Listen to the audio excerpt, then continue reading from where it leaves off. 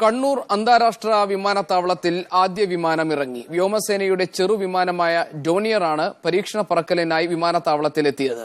സെപ്റ്റംബറോടുകൂടി വിമാനത്താവളത്തിൽ നിന്ന് commercial service ആരംഭിക്കുമെന്ന് മുഖ്യമന്ത്രി ഉമ്മൻചാണ്ടി പറഞ്ഞു.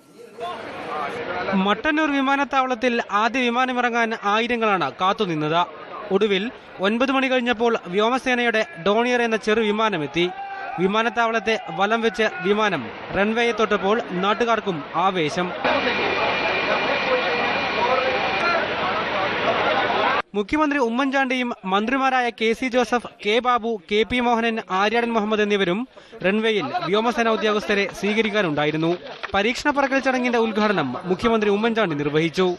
അനാവശ്യമായ സമരങ്ങൾ ചെയ്ത് വികസനം മുടക്കാം എന്ന് ധരിച്ചാൽ വികസനത്തിന്റെ അതിനുള്ള തടസ്സക്കാർ ശകലം മുടിക്കുകയും ഇനി കേരളത്തിൽ നമുക്ക് അനുവദിക്കാൻ പാടില്ല.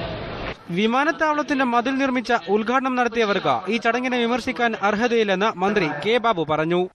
കിയാൽ MD ചന്ദ്രമൌലി, മുൻ കേന്ദ്ര വ്യോമയാന മന്ത്രി CM ഇബ്രാഹിം എന്നിവരും ചടങ്ങിൽ പങ്കെടുത്തു.